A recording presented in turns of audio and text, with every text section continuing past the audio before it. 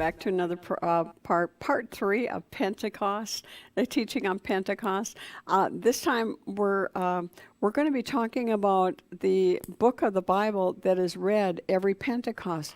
Now, there's 5 different scrolls. They're called Megillah, and they're read on specific holy days. On Passover, they read the Song of Songs, and that has become one of my favorite books of the Bible. That really speaks to you. And I'm going to be coming to that in a couple of weeks. And Pentecost, they read the book of Ruth, and we're going to talk about that today, the book of Ruth. The 9th of Av, which is the anniversary of both of the temples being destroyed. There's a lot of things that happen. We're going to be talking about that in July. The Feast of Tabernacles, they read the Ecclesiastics, book of Ecclesiastics. And on Purim, they read the book of Esther, and we already did the book of Esther. Now here's a scroll of the book of Ruth, and these are the way scrolls were written back then. This one is written in Hebrew and in Greek, in English, so that you could read it, and then it's stored inside this case. But we hide the Word of God in our heart, but I still like to have that close. And the book of Ruth is such a great book. You know, the book of Ruth actually covers the time from chapter 2. There's only 4 chapters in the whole book, and very easy to read. Ruth is one of the 2 books of all the 66 books in the Bible. There's only 2 that are written that have a woman's name, and that's Esther and Ruth. And the book of Ruth, starting with chapter 2 to the chapter 4, start in the 50 days, starting with Passover and ending with Pentecost. And so that's what we're going to talk about, starting with the Passover and starting with Pentecost. Traditionally, Ruth and Boaz were married on the wheat harvest, which was Pentecost, and ushered in the throne of David, being his grandparents. So really, Ruth really ushers in the generation of the bloodline of David that Jesus comes from.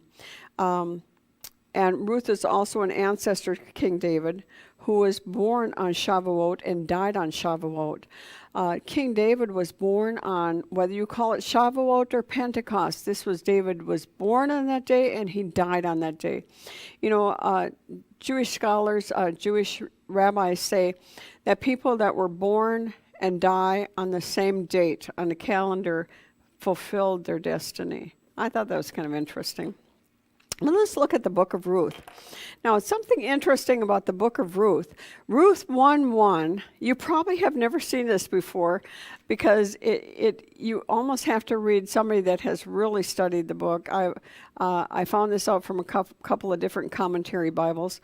But Ruth 1:1 says, "Now it came to the pass in the days of," and then it keeps going, and you start reading what it came to pass in the days of.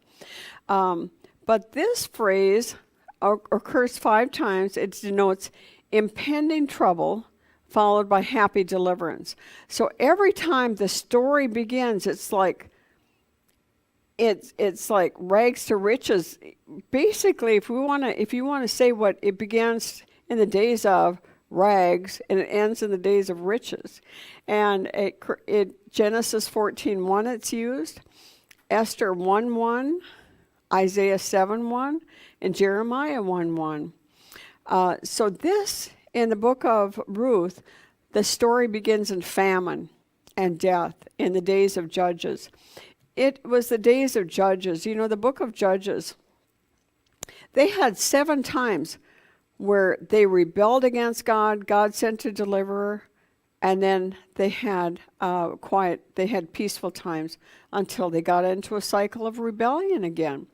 And so there was 7 times in the book of Judges, and several times in the book of Judges it says and everyone did what was right in their own sight, for there was no king. So everybody just, this is kind of the way that the people in the world are living right now. You know, on the last show we talked about holy. Holy doesn't mean how not to wear makeup and jewelry and things like that. It means be separate from the world. Absolutely don't act like the world. And because we have a standard, and that standard is the Word of God, because it plainly shows us how to be separate. And if you do things God's way, it's good. It's good. But, some people think it's okay to beat up their wife and children. Some people think it's okay to pick up children and use them in a sex slave traffic. They think that's okay because that's what's right in their own sight. But that's not okay. That's not okay. And but that's what was going on in those days. And it begins in Bethlehem. The story begins in Bethlehem. In Bethlehem, that word means a house of bread. It's interesting, Jesus was born in Bethlehem, and he was the bread of life. So that's kind of interesting. But one thing about Bethlehem, it was great fields of barley, great fields of wheat, and all the bread that fed most of Israel came from Bethlehem, from that area. The fields were just great. But there was famine in Bethlehem, which meant there was famine all over Israel. And so here we start off with the main characters. There was, in Bethlehem, there was a family of four. Abimelech, his name meant God is my king. And his wife's name was Naomi. And her name meant pleasant, delightful, lovely. And then they had two children. I think when I get to heaven, I'm going to ask them, why did you name your children those names? Because names mean something. They named their sons Mahlon, which means weak and sickly. And the other son they named Chilion, which means failing and pining. Now, Boaz, we're going to get to a little bit later. But when there was famine in Bethlehem, where did they go? They went to the other side of the Dead Sea, south, to the land of Moab, because they heard that there was bread over there. When people are starving, when they're hungry, they'll go and they'll try to find food anywhere. And that's what they did. They went to Moab. Now, what was so interesting about Moab? Moab was a nation that came from one of the sons of Lot. Now, that may not seem like such a big deal to you until you know the story. When Lot escaped with his two daughters, remember his wife turned back. She turned into a pillar of salt. She wasn't worth a lick. And so here, when the daughters and Lot went into this cave, they thought they were the only ones that were left in the whole world. And the daughters thought, we're going to have to start a whole new race of people, and all we have is our father. So what did they do? Those girls were not brought up with the standard of the Word of God. And they said, let's get our father drunk so he will make us pregnant so we can start a new generation. And so they did that 2 nights in a row. They got their father drunk, and then they got him to make them pregnant. That's called incest, and that is against God. Well, anyway, they had two sons, and one of them was Moab. And Moses had said a curse there was a curse according to the law of Moses, and this came from God. A Moabite could not enter the congregation of the Lord for 10 generations. They were not allowed to be in the congregation of the Jews. They were not supposed to intertwine with them. And what did Abimelech and Naomi and Mahlon and Chilion, they went to those people who were the outcasts of God, and because they wanted some bread. Now that may have worked for Abraham, but that did not work for them. And but there was a point where a Moabite could convert, and that curse would be broken if they would accept God of Abraham and Isaac and Jacob as their God, because in Moab they had many gods. And this was 10 years later. 10 years later, here the story begins. Mahlon and Chilion had married two women, two Moabites, Gentile women. The first one was Orpah, and her name meant a fawn. And Ruth, her name meant friend. Well, what happened is Abimelech, and Mahlon, and Chilion all died. And now there was famine 10 years later in Moab. And all, Moab, she could have stayed there and thought, oh, if only. I wish I would have.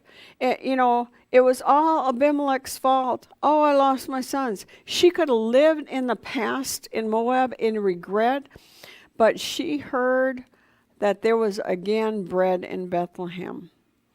And so she said, I'm going to go home. They had land. They had wonderful land that was given to them by God in Bethlehem, but it didn't belong to her anymore because they had left for 10 years. Somebody else had taken it over. One of her family had taken it over because, it's supposed to stay in a family in generations. And so she said, I'm going to go back. And she said, girls, says to her daughter-in-laws, girls, stay here because there's no way I can ever give you another son. I can have a son for you to marry. Stay back here. And Orpah said, okay, I'll stay back here. I'll find a husband back here. I'll have another family. But Ruth said, entreat me not to leave you, Naomi. For your God will be my God, and your people will be my people.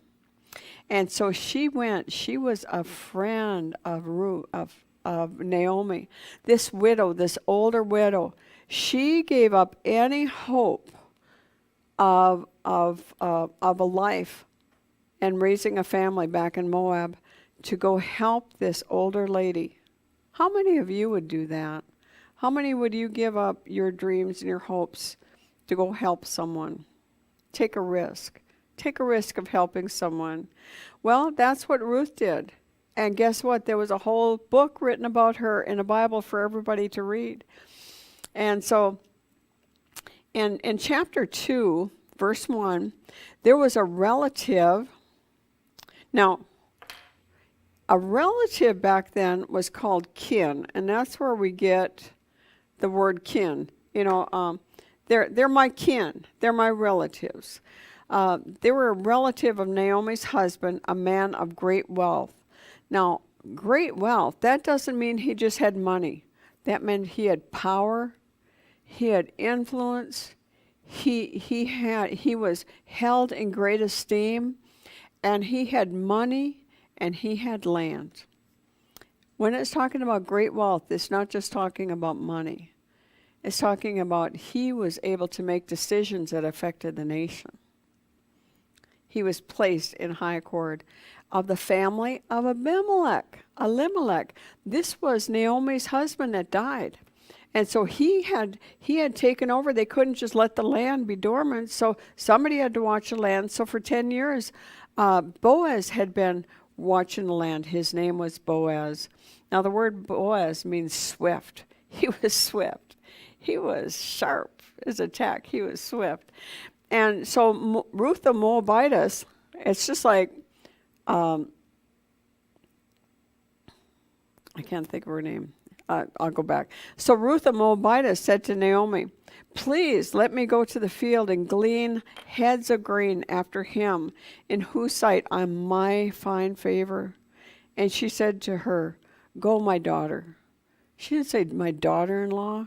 She actually took her as her daughter. She never had a daughter, but she became the daughter that she never had. Yesterday on Facebook, I was reading, I have a friend, Pam, in our area, not the Pam Berry you see on the show with me, but a different Pam, and she had a picture of her with one of her bonus daughters. Sometimes you have a blended family, and you get another daughter, a bonus daughter. I love how she said that. And but here, she said, here is a Moabite that's not allowed to be with the Jewish people. She's not allowed to be with the Jewish and the congregation of the Jews. She's not, she's an outcast. She should have been absolutely rejected. And she said, just let me go and see if I can find favor. You know why? Because they were in a cave and they were starving. They had nothing. They had nobody to take care of them. There was no food pantry. There was nothing. And so they were starving. And she said, see if I will find favor. Now, there's something you may not understand about favor. The word favor in Hebrew is chen, C-H-E-N, ken. It's like ken. It means grace, great grace. And favor opens the door for grace. You know what grace is? Getting something you do not deserve. You didn't earn it. There's no way, but favor opens the door to things that you do not deserve. Favor opens up the door for things that you did not earn. And so she says that I might find favor. Now, one thing that Naomi must have told her, when talking, is one of the laws, and here this is one of the laws of the Feast of Weeks that comes from Leviticus 23, verse 22, and this is talking about the Pentecost. Remember, it's called Feast of Weeks too. When you reap the harvest of your land, do not reap the very edges of your field or gather the gleanings of your harvest. Leave them for the poor and the alien. I am the Lord. When it's signed there, I am the Lord, it's like the big John Henry that was on the Constitution. It's God said, I said this, now don't. So they could take all they wanted from their field, but they had to leave the corners and the edges for anyone that was hungry, anyone that was in poverty, anyone that was in need, or even one of the hated aliens. Alien was not like an alien from outer space. Alien was anybody that is not a Jew. Alien was not anybody that's not a Hebrew person. Now, what does that have to do with us? Let me compare Boaz to Jesus, because Boaz is a type of Jesus. Boaz was from Bethlehem. Jesus was from Bethlehem. Boaz was the master of the harvest. Jesus is the Lord of the harvest. Boaz was a kinsman redeemer, and Jesus is our kinsman redeemer. And so we're going to look at that. Boaz was a kinsman redeemer, which in Hebrew is Goel. Goel. He was a near kinsman. Now, there's a lot of kinsmen. You have a lot of kinsmen. You have a brother-in-law. You have an uncle. You have a nephew. You have a great-grandfather. They're all kinsmen. But the near kinsman, the one that that's closest to you, in my family, it would probably be Ken's brother-in-law, who is the oldest in the family, and his name is Daryl.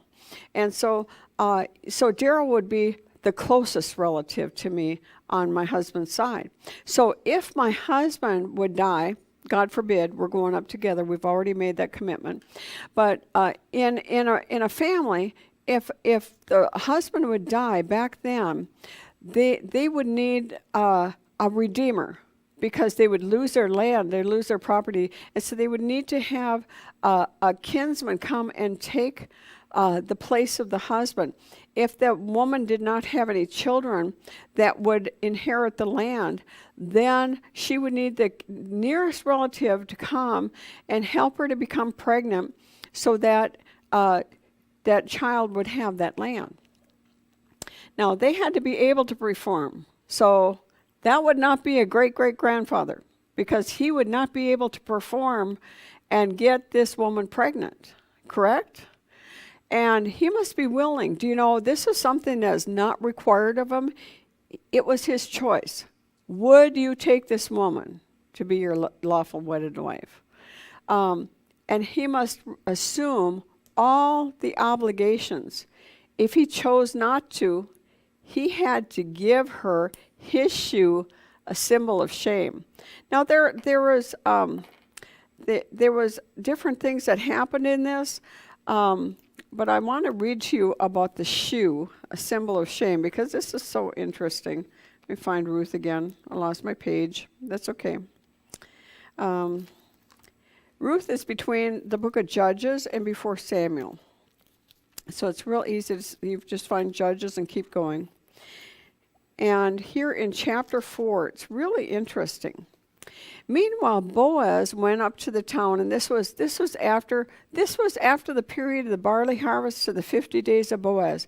You know, where she gleaned in the field, and she started getting favor. She started getting favor from Boaz. She went back and told him. He said, Naomi said, he's a kinsman.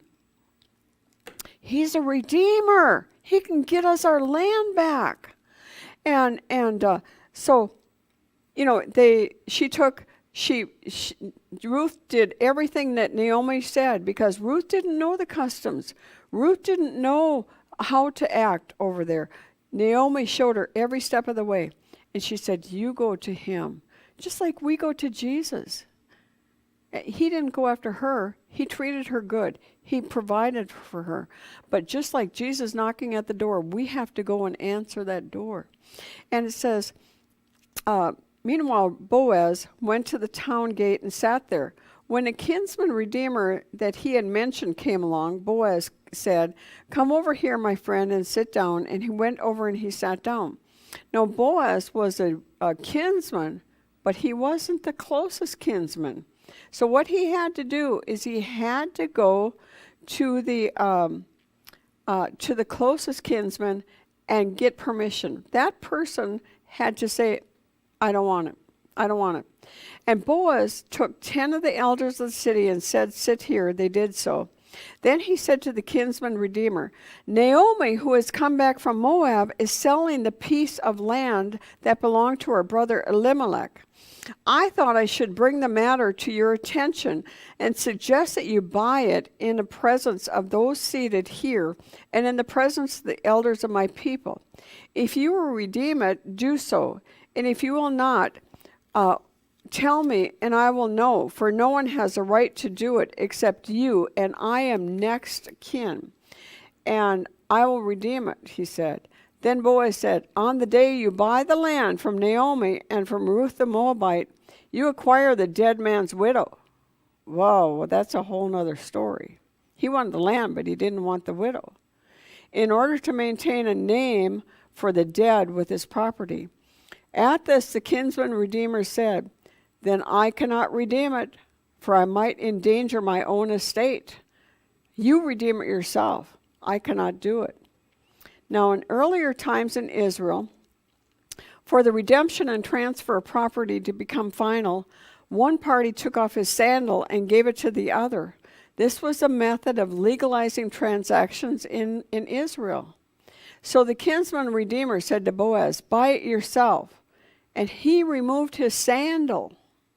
Then Boaz announced to the elders, all the people, today you are a witness that I have bought from Naomi all the property of Elimelech, Kilion, and Mahlon, and I have also acquired Ruth the Moabitess, Mahlon's widow, as my wife, in order to maintain the name of the dead of his property, so that his name will not disappear from among the family, from the town records.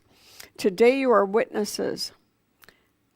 And so at that point, they started prophesying over this Gentile woman. Now, Ruth would represent the Gentile bride. And this is so exciting when you really get into it. Boaz was the Goel. He was the kinsman redeemer. Naomi represented Israel, and Ruth represented the Gentile bride. Now, the law of redemption, the land began with the land for Naomi. You know, he was not the nearest of kin. Naomi was supposed to go to that gate and ask the kinsman redeemer. But you know what? Boaz went in her place, just like Jesus intercedes for us. When he intercedes for us, he goes in our place. And so it was called a Levirate marriage. Now, a Lever is a husband's brother. Just like I told you my husband's a brother would be Daryl. It was the highest in rank in the household. Ruth would represent the Gentile bride, and you should read this in Leviticus 25 and Deuteronomy 25. Those are so powerful. The levirate marriage is a type of the marriage in which a brother of a deceased man is obliged to marry his brother's widow if she had no children by that brother. The widow will go to the next of kin and put a claim on him. Now, they would seal the redemption, okay, inside and out. Now, this is really found, and I see my time is running out, but I want you to read especially Ezekiel 2:10 and Zechariah 5:1-4, because it talks about the legal contract that's written inside and out. Well, Jesus is our kinsman and redeemer. Now, he has two natures. He's our next of kin. By birth, Jesus is, it's a hypostatic union, it's called. It's two natures. He is both God and man. He's 100% humanity, and he's 100% deity.